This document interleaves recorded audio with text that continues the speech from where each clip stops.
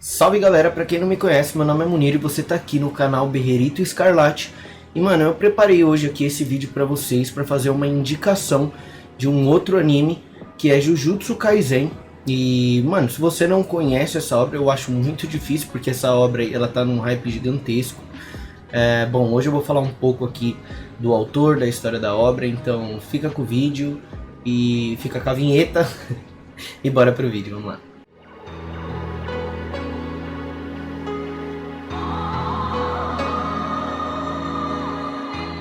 Bom, então começando aqui com o vídeo, vou fazer aquele mesmo esquema de sempre, vou apresentar o autor para vocês, né, falar aqui algumas obras que ele fez e algumas curiosidades aí sobre o autor e passar para vocês aí sinopse, tudo certinho. Então, bora lá. O nome do autor é Gege Akutami ou Gege Akutami, eu não sei como é a pronúncia certa, tá, do nome dele.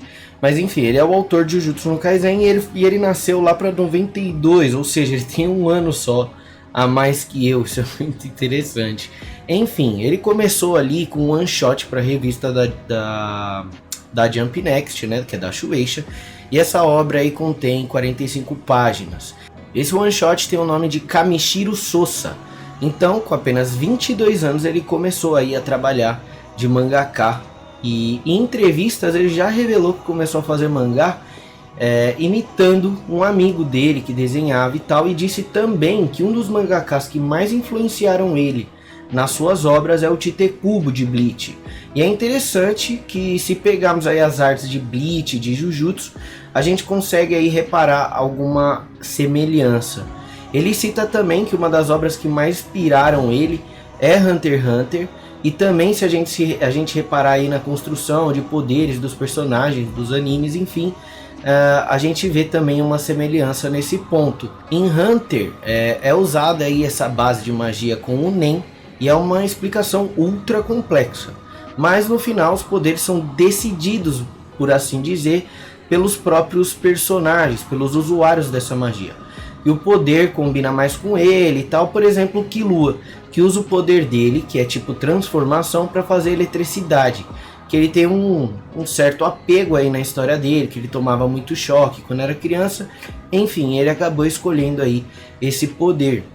Já em Jujutsu é utilizado aquele sistema de energia amaldiçoada e encantamentos, onde a energia amaldiçoada é aquela forma bruta ali de energia, de magia, né? Já o encantamento usa essa energia para dar aquela refinada e gerar algo de escolha também do próprio usuário. E nesse ponto a gente consegue aí pegar uma semelhança com Hunter x Hunter. Enfim, o autor de Jujutsu também criou um one shot chamado número 9, que conta ali com 43 páginas. E na sequência ele fez Jujutsu Kaisen 0. Acho que é Jujutsu Kaisen 0 Jujutsu High, se eu não me engano. Mas enfim, foi serializado lá para 2017 e essa era para ser uma história curta sobre uma criança amaldiçoada que entrou numa escola mágica para se livrar ali de maldições e ajudar outras pessoas com situações semelhantes a dele. Em 2018, devido ao sucesso de Jujutsu Kaisen 0, o Akutami decide aí continuar a obra na revista Weekly Shonen Jump, com o nome de Jujutsu Kaisen somente, o que hoje se transformou em um dos maiores sucessos aí da Jump, sempre disputando aí o topo. Jujutsu já conta com mais de 22 volumes no Japão até o atual momento desse vídeo, e aqui no Brasil, também até o atual momento desse vídeo, a gente já possui aí até o volume 20, o que mostra aí uma alta popularidade, é que já tem mais de 80 milhões de cópias vendidas. E isso em somente 6 anos. Enfim, eu vou pegar aqui para vocês verem os volumes, né, de Jujutsu. Eu tenho aqui todos. Eu vou dar uma mostrada rápida aqui para vocês, só um minuto. Pronto, voltei. Enfim, ó, ficou um espação ali, isso aqui me dá uma dor, mas enfim, tá aqui, ó. Aqui são os volumes, né, ó, aqui, ó. Eu deixo nessa ordem do 0, aí o guia, e aí vem 1, 2, 3. Eu tenho 2, 3 e 2 números 8. Eu vou explicar o porquê. A Panini, ela acabou lançando aí um volume variante, então são duas capas diferentes, mas o volume é o mesmo e ainda está lacrado, porque Até onde eu li digital, mesmo que eu não goste muito de ler digitalmente. Vou aqui mostrar o volume 8 também, que também tem a capa variante. E eu consegui, foi bem difícil de achar, mas eu consegui. E aqui ó, também os restos, né, dos volumes. Um dia, se quiser, eu mostro aí para vocês as minhas coleções, dando aí uma ênfase maior na arte das capas, na lombada, né, no aspecto da impressão das páginas, etc. Bom, eu vou ficar aqui enquanto isso, até eu finalizar, e depois eu arrumo aquilo ali, ó, derrubei ali, ó, o Frank, nossa, tá uma coisa.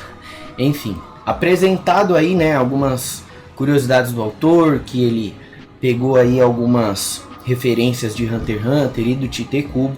Agora eu vou falar aqui para vocês sobre a história. Então, bora lá. A obra começa com Itadori amarrado em uma cadeira, recebendo uma pena de morte de um feiticeiro Jujutsu. E esse feiticeiro Jujutsu, mais pra frente, acaba sendo aí amado por todos aí que assistem a obra. O protagonista, Itadori, é apresentado como um estudante e possui atributos físicos muito acima da média dos seres humanos, mais atléticos até. Ele é um personagem hiper carismático que se preocupa com seus amigos, com seus familiares, e inclusive o seu avô ali tá passando um problema de saúde, e isso deixa ele até mais preocupado, dá aquela humanizada maior no personagem, que você vê que ele tem um carinho bem especial pelo avô dele, né?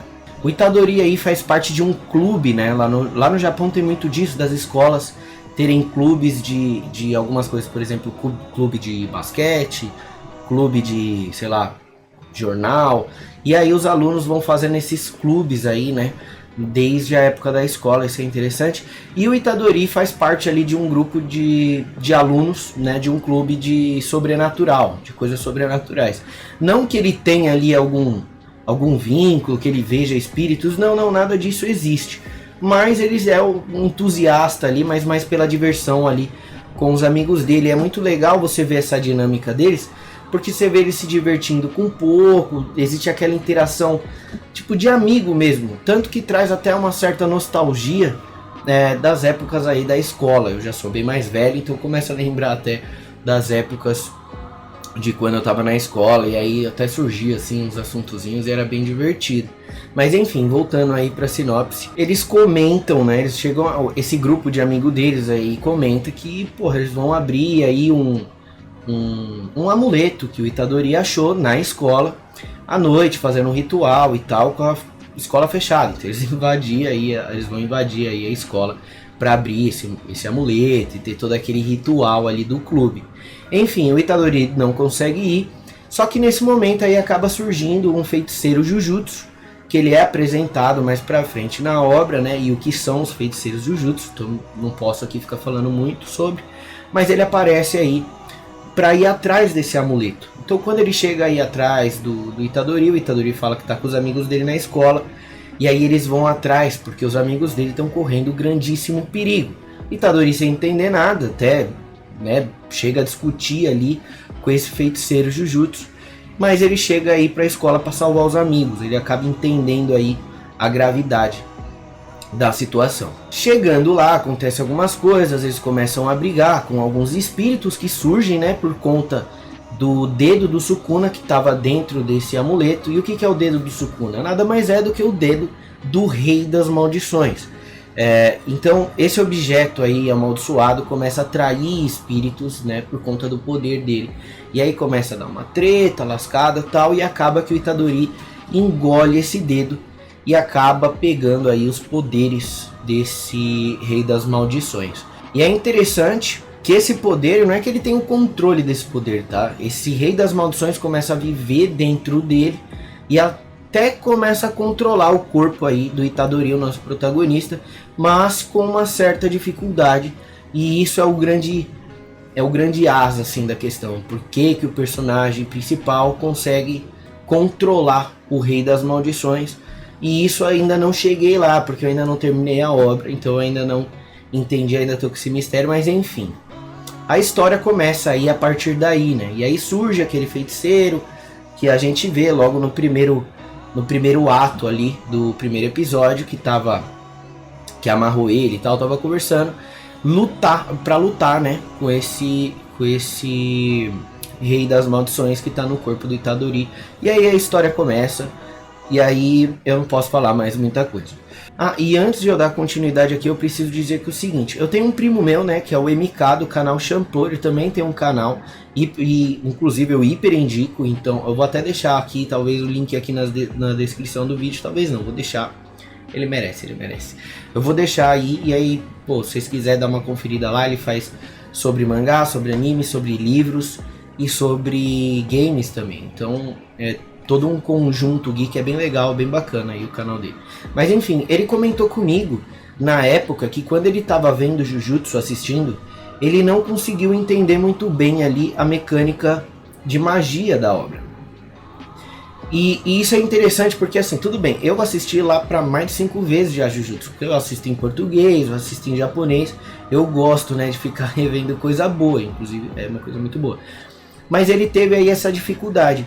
E é interessante que não foi a primeira pessoa que eu falei, e ele comentou comigo que depois que ele começou a ler as obras, ele começou a entender um pouco mais. Não foi o meu caso, mas se for o seu caso, eu indico também a leitura, porque a leitura é uma leitura fácil, é uma leitura boa, e a gente vai chegar lá, porque vai ter a nota aí dos traços de mangá e etc. Enfim, dito isso, vamos às notas. Vamos começar aí com o roteiro. Então a gente vai começar falando aí que a história ela não foi finalizada ainda, né? Então eu posso dizer somente em relação com o que eu vi. E o roteiro, tipo assim, eu já sei que a história vai ser curta. Eu, Munir, tenho uma preferência a histórias mais longas, como Berserk, você pode ver, em cima aqui tá Naruto e tal, ou até mesmo Bleach que tá relançando. São histórias mais longas, me agradam mais, principalmente quando a história é boa. E essa história é uma história boa. Eu queria que ela fosse muito maior do que ela vai ser. Mas, tudo bem, não tem problema. Mas a história ela é muito bem feita. Não existe aquele atropelamento, sabe? Mesmo sendo uma história curta, ela não se atropela para chegar num objetivo final o mais rápido possível. E, enfim, ela é muito bem escrita.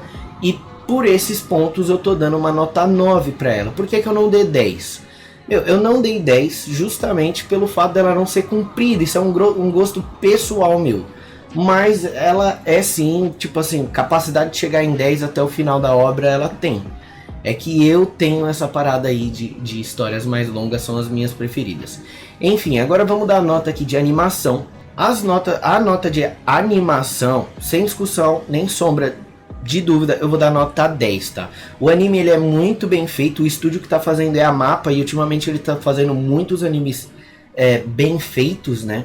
E eu sei que tipo não é só o estúdio, tem um diretor e tem toda a equipe, mas o diretor tá mandando muito bem, o diretor de animação.